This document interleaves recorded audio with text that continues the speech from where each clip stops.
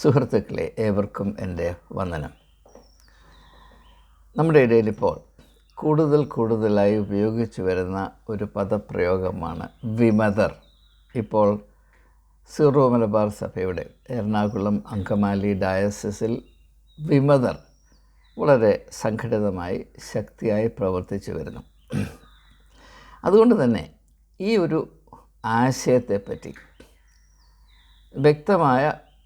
ആകുന്നത്രയും വ്യക്തമായ ഒരു ധാരണ ഉണ്ടാകുന്നത് നമുക്ക് പ്രയോജനപ്പെടും. ആദ്യമായി നമ്മുടെ ഇടയിൽ വിമതർ എന്ന് ആരെങ്കിലും വിശേഷിപ്പിച്ചാൽ അവർ അപകടകാരികളാണ് എന്ന ധാരണയാണ് ആദ്യം മനുഷ്യരുടെ മനസ്സിൽ പൊന്തി വരുന്നത്. അങ്ങനെ ആകണമെന്നില്ല. It is natural to dissent. ഒരു അഭിപ്രായം, ആ അഭിപ്രായത്തോട് ചിലർക്ക് വിയോജിപ്പുണ്ടാകും. അത് സ്വാഭാവികമാണ്. വിയോജിപ്പില്ലെങ്കിലാണ് വാസ്തവത്തിൽ നാം അത്ഭുതപ്പെടേണ്ടത്. കാരണം മനുഷ്യനെ ചിന്തിക്കുവാനുള്ള കഴിവ് ദൈവമാണ് നൽകിയത്. ദൈവം ഒരു കഴിവ് നൽകിയെങ്കിൽ അത് ഉപയോഗിക്കാനാണ്. അങ്ങനെ ആ കഴിവ് ഉപയോഗിക്കുമ്പോൾ അതിൻ്റേതായ ഫലമുണ്ടാകും. ആ ഫലമാണ് വേറിട്ട ചിന്തകൾ. നിലവിലിരിക്കുന്ന ചിന്തകൾ ഭൂതകാലത്ത് എപ്പോഴോ പൊന്തി വന്നതാണ്, അല്ലെങ്കിൽ നിർമ്മിച്ചെടുത്തതാണ്. ചില ആളുകൾ പണ്ട് കാലത്ത് അവർ വേറിട്ട് ചിന്തിച്ചത് കൊണ്ടാണ് നമ്മളിപ്പോഴത്തെ മാമൂൽ എന്നൊക്കെ പറയുന്ന ആശയം, ദി ഒഫീഷ്യൽ ലൈൻ എന്ന് പറയുന്നത്, നിലനിൽക്കുന്നത്. അവരങ്ങനെ അന്ന് വേറിട്ട് ചിന്തിച്ചില്ലായിരുന്നുവെങ്കിൽ നാം ഇപ്പോൾ ക്രിസ്ത്യാനികളാകുമായിരുന്നില്ല. യേശു അന്നത്തെ യഹൂദ മതത്തിൻ്റെ കാഴ്ചപ്പാട് മാത്രം ആവർത്തിച്ചുകൊണ്ടിരുന്നുവെങ്കിൽ ക്രിസ്ത്യാനികൾ എന്നൊരു കൂട്ടം ലോകത്തിലുണ്ടാകുമായിരുന്നില്ല. അപ്പോൾ ക്രിസ്തു മതം തന്നെ വിമത മതമാണ്. പക്ഷേ എന്നാൽ അത് വിമത മതമല്ല. ഇതാണ് എനിക്ക് പ്രത്യേകമായി നിങ്ങളോട് പറയാനുള്ളത്. ഞാൻ പറയാൻ പോകുന്ന കാര്യങ്ങൾ ദയവായി നിങ്ങൾ ശ്രദ്ധിച്ച് സൂക്ഷ്മതയോടുകൂടെ തിരിച്ചറിയാൻ ശ്രമിക്കണമെന്ന അഭ്യർത്ഥനയോടെ ഞാൻ ചിന്തയിലേക്ക് കടക്കുകയാണ്. ക്രിസ്ത്യാനികളെ 3 തരത്തിൽ, അല്ലെങ്കിൽ 3 കൂട്ടത്തിൽ, കാറ്റഗറിയിൽ നമുക്ക് വേർതിരിക്കാം. ഒന്ന്, അടിമകളെപ്പോലെ ഒന്നിനെപ്പറ്റിയും സ്വന്തമായൊരു അഭിപ്രായമില്ലാതെ, അല്ലെങ്കിൽ അഭിപ്രായം രൂപീകരിക്കാൻ ധൈര്യം കാണിക്കാതെ കേട്ടത് മാത്രം ആവർത്തിച്ച് നാളുകൾ കഴിക്കുന്ന വിശ്വാസികൾ. ഇവിടെ നാം മനസ്സിലാക്കേണ്ടത്, ബഹുഭൂരിപക്ഷം ആളുകളും വിശ്വാസികളല്ല. നാം വിശ്വാസികളെന്ന് പറയുന്ന ആളുകൾ വിശ്വാസികളല്ല. കാരണം എന്താണ്? ഇപ്പോൾ ഞാൻ വിശ്വസിക്കുന്നത് എനിക്ക് ബോധ്യമുള്ള കാര്യത്തിൽ മാത്രമേ എനിക്ക് വിശ്വസിക്കാൻ സാധ്യമായുള്ളൂ. നിങ്ങൾ പറയുന്ന എല്ലാം ഞാൻ വിശ്വസിക്കണമെന്നില്ല. എനിക്ക് ബോധ്യമായ കാര്യങ്ങൾ മാത്രമേ സത്യസന്ധമായിട്ട് എനിക്ക് വിശ്വസിക്കാൻ കഴിയുകയുള്ളൂ. എന്നാൽ നമ്മുടെ വിശ്വാസപരമായ കാര്യങ്ങൾ നാം അന്വേഷിച്ച്, ചിന്തിച്ച്, വിശ്ലേഷണം ചെയ്ത് മനസ്സിലാക്കിയതല്ല, നാം ആരിൽ നിന്നോ കേട്ടതാണ്.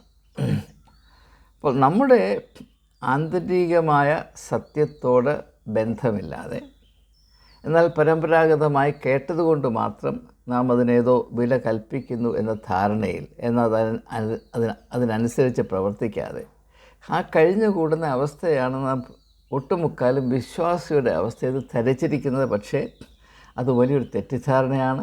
ആ അവസ്ഥയിൽ വിശ്വാസമില്ല. ആ അവസ്ഥയിൽ ഉണ്ടാകാൻ സാധ്യതയുള്ള അന്ധവിശ്വാസമാണ്. അത് മറ്റൊരു വിഷയമായത് ആണ്.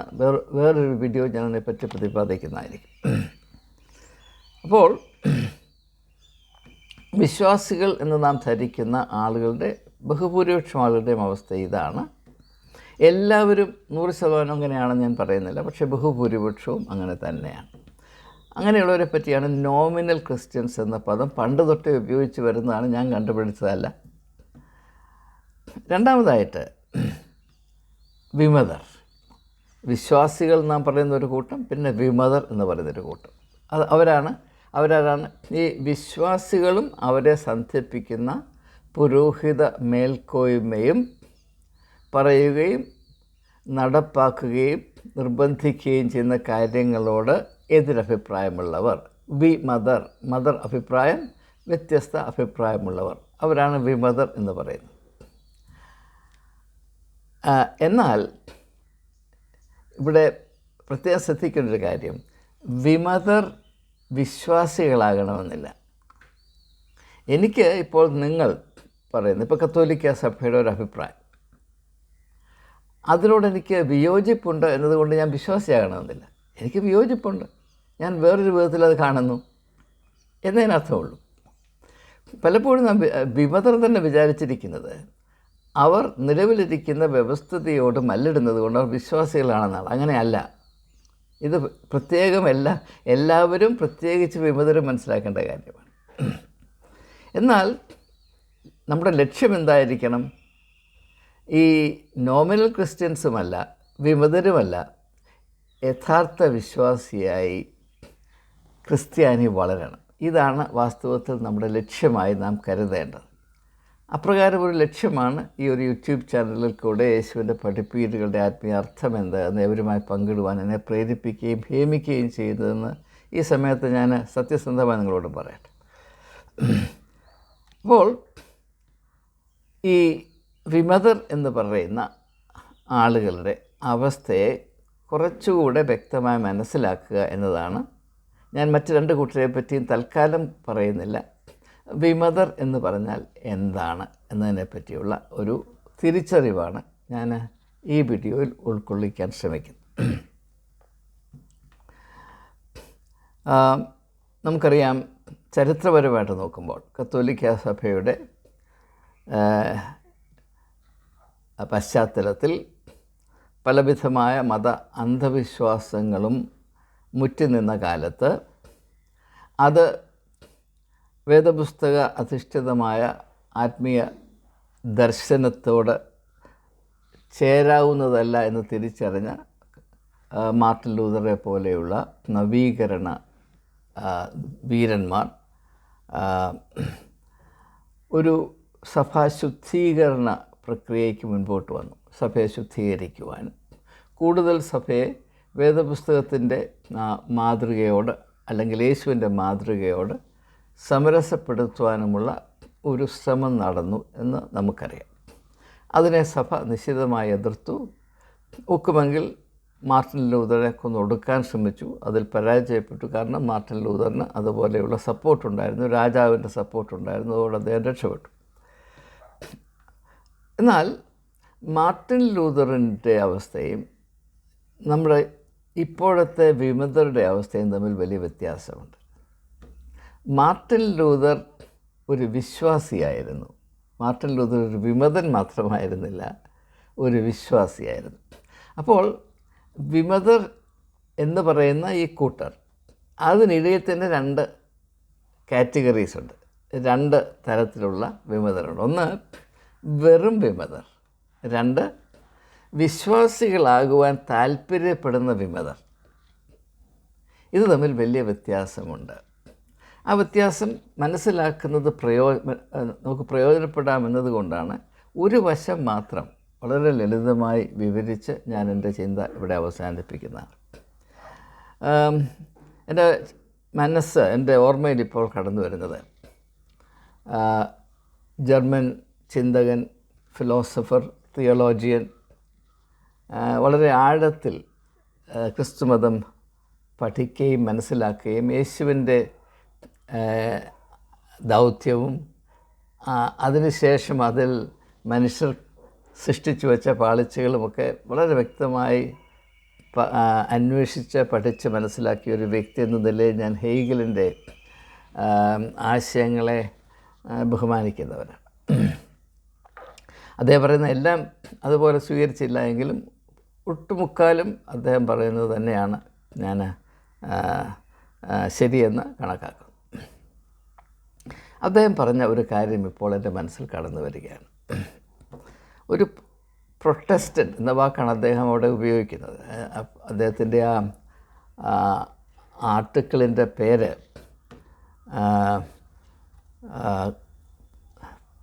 Positive Christianity, positivity of Christianity എന്നാണ് എൻ്റെ ഓർമ്മ. പോസിറ്റിവിറ്റി ഓഫ് ക്രിസ്ത്യാനിറ്റി എന്നാണ് എൻ്റെ ഓർമ്മ. അതിൽ അദ്ദേഹം പറയുന്നത്, A Protestant is a man or A church or A group that's always willing to resist the authority in matters of belief and engagement which goes against his freedom of thought. അപ്പോൾ ആരാണ് ഒരു പ്രൊട്ടസ്റ്റർ എന്ന് പറയുന്നത്? അദ്ദേഹം അധികാരത്തെ വിമർശിക്കുവാനും അല്ലെങ്കിൽ അധികാരവർഗത്തെ വിമർശിക്കുവാനും അവരിൽ നിന്ന് വ്യത്യസ്തമായി ചിന്തിക്കുവാനും നിലപാടെടുക്കുവാനും മുതിരുന്നവനാണ്. ഒന്ന്, അവനൊരു വ്യക്തിയായിട്ടായിരിക്കാം അല്ലെങ്കിൽ ഒരു കൂട്ടമായിട്ടായിരിക്കാം. മൂന്നാമതായിട്ടൂടെ പറയുന്നത്, ഈ അധികാരവർഗം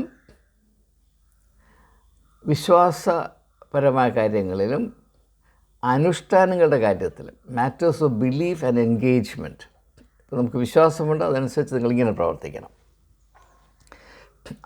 എന്ന് അവർ പറയുമ്പോൾ അങ്ങനെയല്ല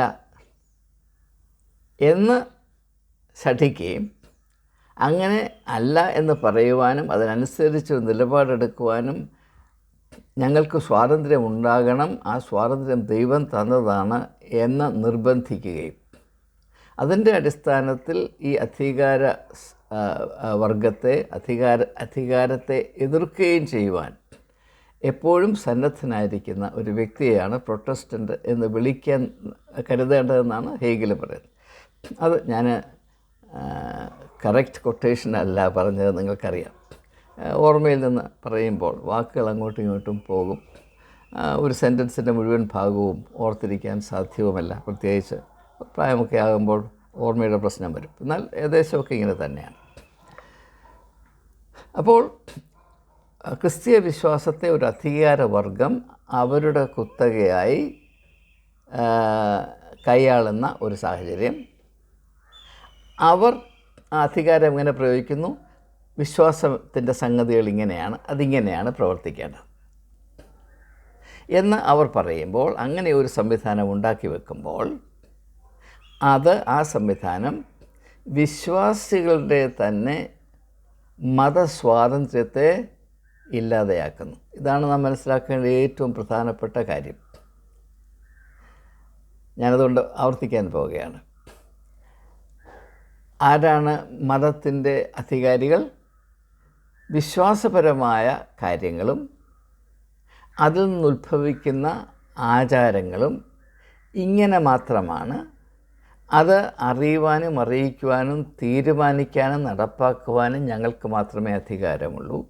അതുകൊണ്ട് ഞങ്ങൾ പറയുന്നത് പോലെ മാത്രം നിങ്ങൾ പ്രവർത്തിക്കണം, അതിൽ നിന്ന് വിട്ട് ഒരു നിലപാടെടുക്കാൻ ആർക്കും അവകാശം നൽകുന്നതല്ല എന്ന് ഒരു മത അധികാരവർഗം ശഠിക്കുമ്പോൾ, അത് ദൈവം തങ്ങൾക്ക് നൽകിയ മത സ്വാതന്ത്ര്യത്തെ ഇല്ലാതാക്കുന്ന ഒരു സാഹചര്യം സൃഷ്ടിക്കുന്നത് കൊണ്ട് അതിനെ എതിർക്കുക തങ്ങളുടെ കടമയാണ് എന്ന് കരുതുന്ന വ്യക്തി ആരാണോ, കൂട്ടമാരാണോ, അവരാണ് പ്രൊട്ടസ്റ്റൻസ്, അവരാണ് വിമതർ. ഇത് ഏകദേശം മനസ്സിലായി എന്ന് ഞാൻ കരുതുകയാണ്. ഇല്ല എങ്കിൽ ആരെങ്കിലും അറിയിച്ചാൽ ഞാൻ വീണ്ടും ഇത് വിശദീകരിക്കാൻ തയ്യാറാണ്. നമുക്ക് ആശയങ്ങൾ മനസ്സിലാക്കി മാത്രമേ മുൻപോട്ട് പോകാൻ സാധ്യമാകുകയുള്ളൂ. പലരും പറയുന്നത്, ഇയാൾ പറയുന്നതൊക്കെ വലിയ കോംപ്ലിക്കേറ്റഡാണ്, സിമ്പിളായിട്ട് വല്ലതും പറഞ്ഞത്. അങ്ങനെ ഒരിക്കലും സാധ്യമല്ല. നിങ്ങൾക്ക് എന്തെങ്കിലും ഒരു അല്പമെങ്കിലും അറിവിൽ മുൻപോട്ട് പോകണമെങ്കിൽ, വെളിച്ചം പ്രാപിക്കണമെങ്കിൽ, യാഥാർത്ഥ്യങ്ങളുടെ അവസ്ഥ ആഴത്തിൽ മനസ്സിലാകണം. അതുകൊണ്ട് മാത്രമേ പ്രയോജനമുള്ളൂ. ഇപ്പോൾ ആരെങ്കിലും എന്നോട് പറയുക, ബിരിയാണിയുടെ റെസിപ്പി ഒന്ന് പറഞ്ഞു തരാമോ, ഞങ്ങൾക്ക് ബിരിയാണി ഉണ്ടാക്കി കഴിക്കാൻ താല്പര്യമുണ്ട്. അപ്പോൾ ഞാൻ ഹൈദരാബാദി ബിരിയാണി, ഞാൻ ഒരിക്കൽ ഹൈദരാബാദിൽ പോയപ്പോൾ അവരെനിക്ക് ബിരിയാണി, അവിടുത്തെ പ്രശസ്തമായ ഒരു ഹോട്ടലിൽ നിന്ന് ഞാൻ സ്റ്റേറ്റ് ഗസ്റ്റായിട്ട് പോയതുകൊണ്ട് അപ്പോൾ നല്ല ബിരിയാണിയാണ്. അപ്പോൾ ഞാൻ അതിൻ്റെ റെസിപ്പിയൊക്കെ കണ്ടുപിടിച്ച് ഞാനതിനെ സംബന്ധമായിട്ടൊരു വീഡിയോ ഇട്ടു. അപ്പോൾ പ്രതികരിക്കുന്നത് എന്താണ്? അയ്യോ, ഇത് വളരെ കോംപ്ലിക്കേറ്റഡ് ആണ്, ഇതുകൊണ്ട് ആരെ കൊണ്ടൊക്കും. വളരെ സിമ്പിളായിട്ടൊരു റെസിപ്പി. അപ്പോൾ ഞാൻ അടുത്ത വീഡിയോയിൽ ബിരിയാണി ഉണ്ടാക്കുന്ന വിധം ഇപ്രകാരമാണ്. നിങ്ങൾ ഒരു കപ്പ് അരി എടുക്കുക, അത് ഒന്ന് കഴുകിയിട്ട് പ്രഷർ കുക്കർ എടുത്ത് 1 കപ്പ് അരിക്ക് 2 കപ്പ് വെള്ളം എന്ന തോതിൽ പ്രഷർ കുക്കറിൽ വെച്ച് അത് ചൂടാകുമ്പോൾ അതിൻ്റെ വെയിറ്റ് ഇട്ട് 5 മിനിറ്റ് തിളപ്പിച്ച് സ്റ്റീം വന്ന് കഴിഞ്ഞ ശേഷം അതെടുത്ത് കഴിച്ചു കൊള്ളുക. അപ്പോൾ വളരെ സിമ്പിളാണ്, പക്ഷേ നിങ്ങൾ കഴിക്കുന്നത് ബിരിയാണിയല്ല, കഞ്ഞിയായിരിക്കും. ഇതാണ് ഇന്നത്തെ യാഥാർത്ഥ്യം. ഇതാണ് നമ്മുടെ സഭ, നമ്മുടെ സമൂഹം ഇത്രമാത്രം അധപ്പതിച്ച് പോകാൻ കാര്യം. ആർക്കും അല്പം ഒന്ന് ക്ലേശം സഹിക്കാൻ സാധ്യമല്ല. എല്ലാവർക്കും എല്ലാം മനസ്സിലാകണം, പക്ഷേ അല്പം പോലും ക്ലേശം. ബിരിയാണി കഴിക്കണം, പക്ഷേ കഞ്ഞിയുടെ റെസിപ്പി പറയാവും. ഇത് യുക്തിക്ക് പറ്റിയ കാര്യമല്ല. ഞാൻ ഉദാഹരണമായിട്ട് അങ്ങനെ പറഞ്ഞു വന്നേ ഉള്ളൂ. അപ്പോൾ കറണ്ട് പോയി, എന്നാൽ ഞാനിത് നിർത്താൻ ഉദ്ദേശിക്കുന്നില്ല.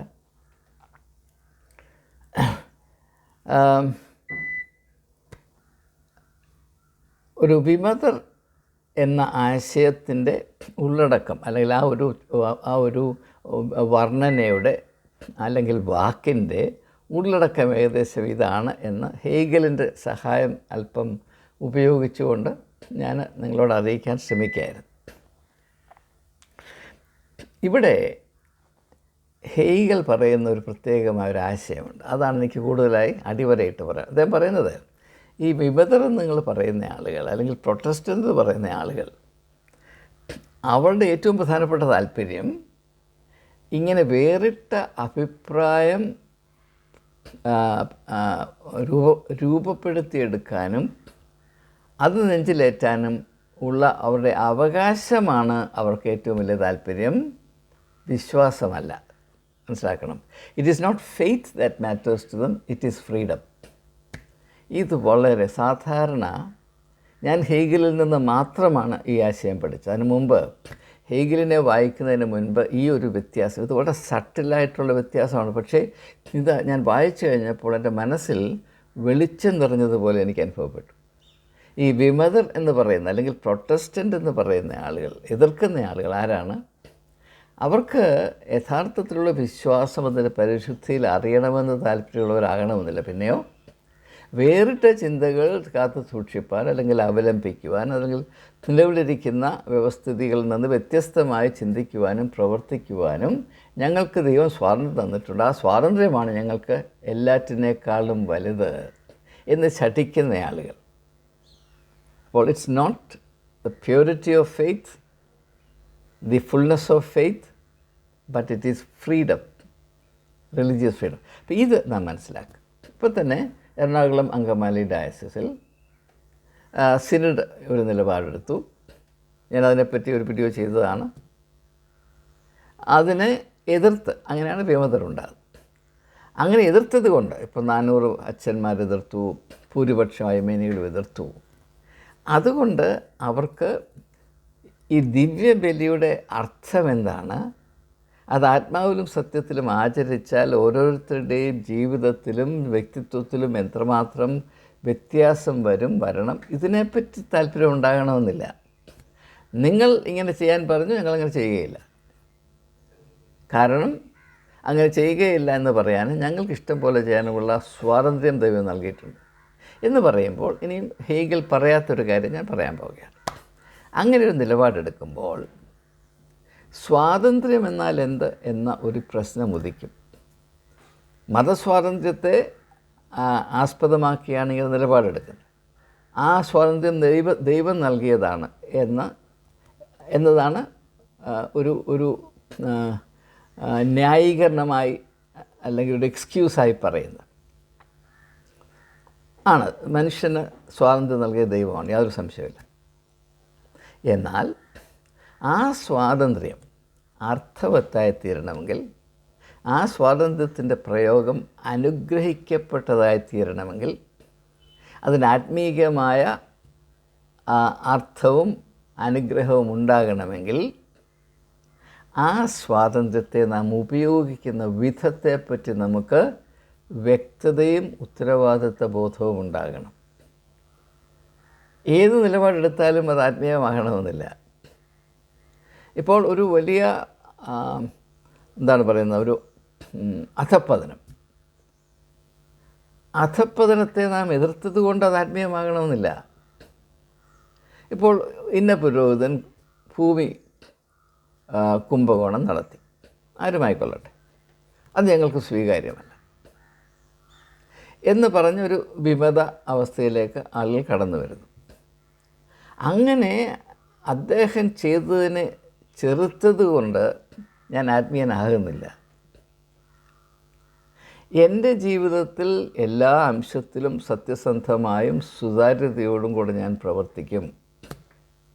ഞാൻ സത്യത്തിൻ്റെ മാർഗം വിട്ട് ഒരു സന്ദർഭത്തിലും ഒന്നും പ്രവർത്തിക്കുകയില്ല.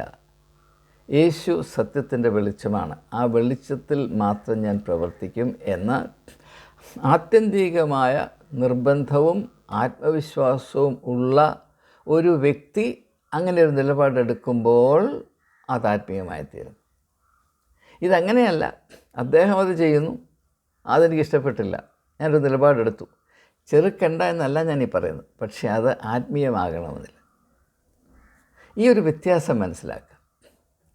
ഞാൻ പറയാൻ വരുന്നത് ഇതാണ്, നമുക്ക് വേണ്ടത് അധികാരവർഗത്തിൻ്റെ അടിമത്തമോ വിമത പക്ഷത്തിൻ്റെ ആവേശമോ അല്ല.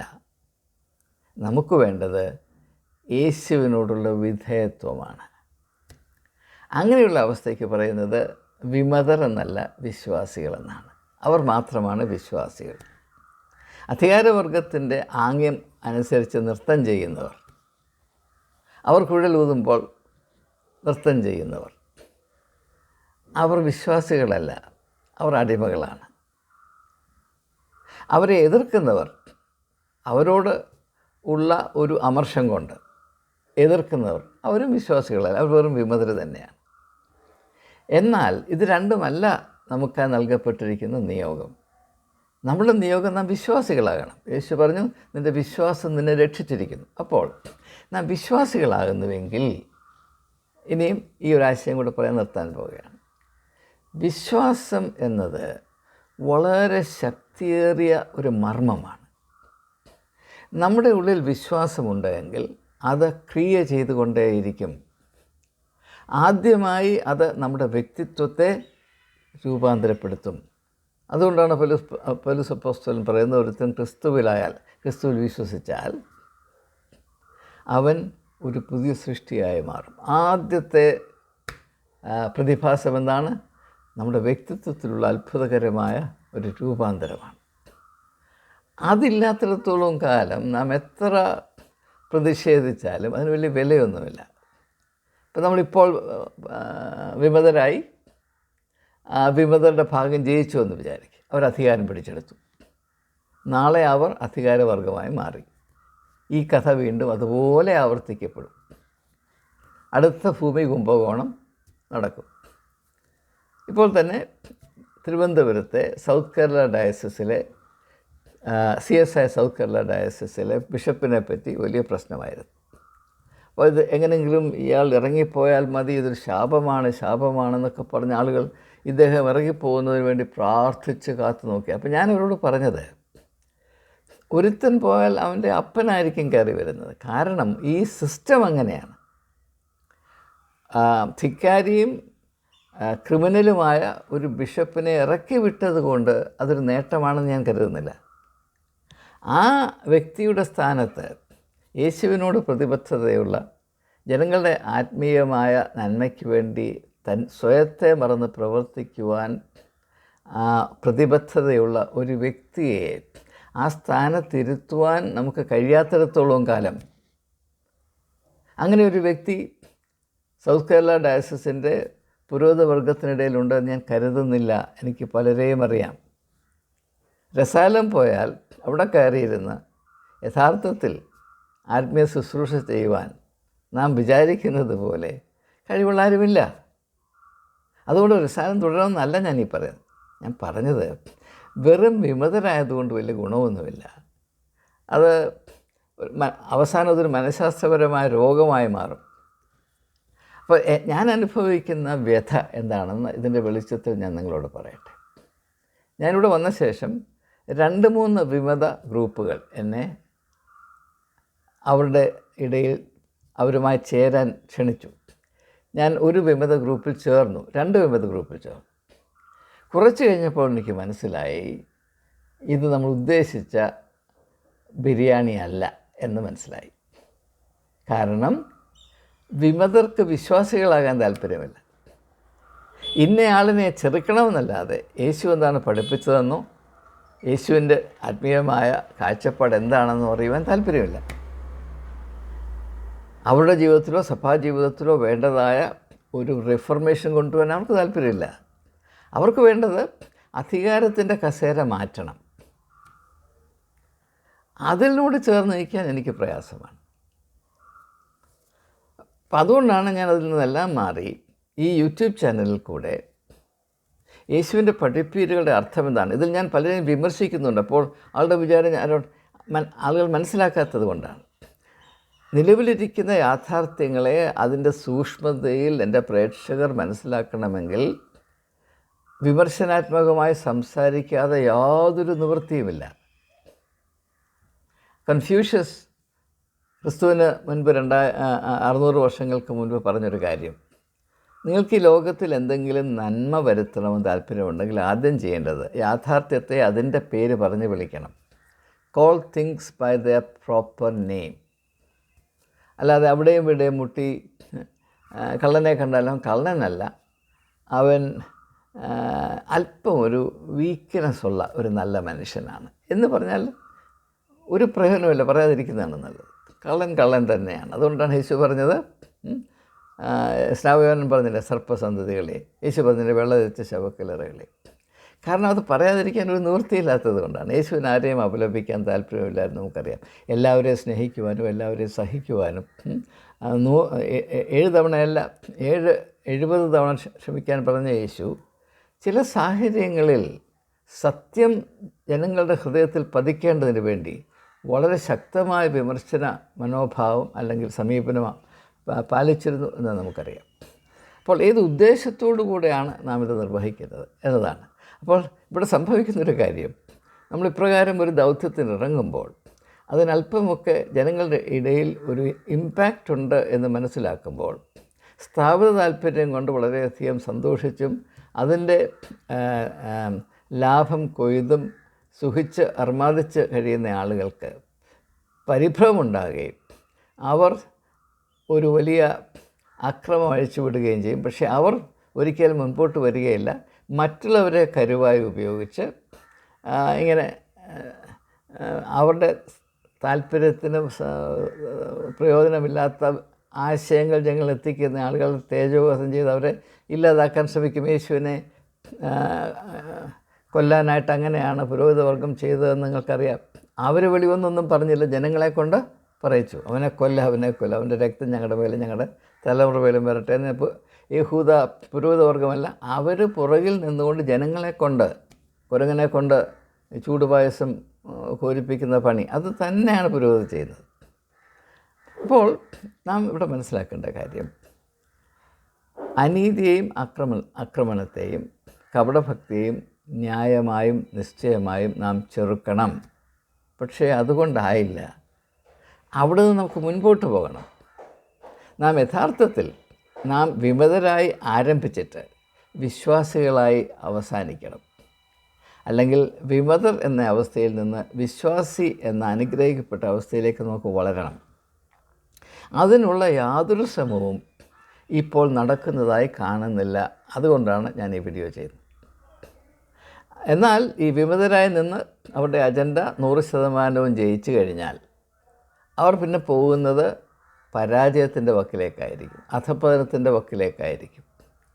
ആരെ എതിർത്ത് ആ സ്ഥാനം ആർജിച്ചുവോ ആരെ എന്തിനു വേണ്ടി എതിർത്ത് ഈ സ്ഥാനം പ്രാപിച്ചു അതേ വിധത്തിൽ ഇവരും പ്രവർത്തിക്കാൻ തുടങ്ങും. അതുകൊണ്ട് സാധാരണ ജനത്തിൻ്റെ ജീവിതത്തിൽ യാതൊരു വിടുതലും പുരോഗതിയും ഉണ്ടാകുകയില്ല. അവരുടെ അരിഷ്ടതയും കഷ്ടപ്പാടും ആവർത്തിച്ചു കൊണ്ടേയിരിക്കും. കസേരയിലിരിക്കുന്ന ആളുകൾ, അധികാരം കൈയാളുന്ന ആളുകൾ മാറിയും മറിഞ്ഞും ഒക്കെ നിൽക്കും. പക്ഷേ ജനങ്ങൾക്ക് യാതൊരു ആശ്വാസവും ഉന്നമനവും ഉണ്ടാകുകയില്ല. രാഷ്ട്രീയത്തിൽ തന്നെയാണ് നാം കാണുന്നത്. ഒരു പാർട്ടി നാട് മുടിച്ചു കഴിയുമ്പോൾ അടുത്ത പാർട്ടിയെ കയറ്റുന്നു. അവർക്ക് കിട്ടിയ ലൈസൻസിൽ അവർ സന്തോഷിക്കുന്നു. അവരെ കസേരകൾ കയറ്റിയിരുത്തിയ ആളുകളെ അവർ മറന്ന് അവരുടേതായ വേലകൾ ചെയ്യുന്നു. അടുത്ത തവണ വരുമ്പോൾ അവരെ നമ്മൾ തോൽപ്പിക്കുന്നു, മറ്റവരെ തിരിച്ചു കൊണ്ടുവരുന്നു. കേരളത്തിൻ്റെ ചരിത്രം അതാണ് നമുക്കറിയാം. അതുകൊണ്ടൊന്നും നമുക്ക് യാതൊരു ഗുണവും ഉണ്ടായില്ല. നാം അനുദിനം അധപ്പതനത്തിലേക്ക് കൂപ്പുകുത്തുകയായിരുന്നു. ഇത് തന്നെ മതത്തിലും സംഭവിക്കും. അതുകൊണ്ട് വിമതരായി എന്ന് പറഞ്ഞതിൽ വലിയ അഭിമാനിക്കാനോ അതിനകത്ത് നേട്ടമൊന്നുമില്ല. നാം എങ്ങും ചെന്നെത്തത്തില്ല. നാം എവിടെയെങ്കിലും എത്തണമെങ്കിൽ നാം വിശ്വാസികളാകണം. അതിനുള്ള ക്രമീകരണങ്ങൾ, അതിനുള്ള താല്പര്യങ്ങൾ ഉണ്ടാകണം. എന്നാൽ അത് വേണമെന്ന് പറയുമ്പോൾ ഈ വിമതരെന്ന് പറയുന്ന കൂട്ടത്തിലെ 99% ആളുകളും മുഖം തിരിഞ്ഞ് നടന്നു പോകും. അതുകൊണ്ടാണ് ഞാനത് പറയുന്നത്. എനിക്ക് ഈ വിമതർ എന്ന് പറയുന്ന കൂട്ടത്തോട് അത്ര വലിയ ബഹുമാനമൊന്നുമില്ല. എന്നാൽ അവർ താൽക്കാലികമായി വളരെ പ്രസക്തമായ ഒരു ദൗത്യം നിർവഹിക്കുന്നു.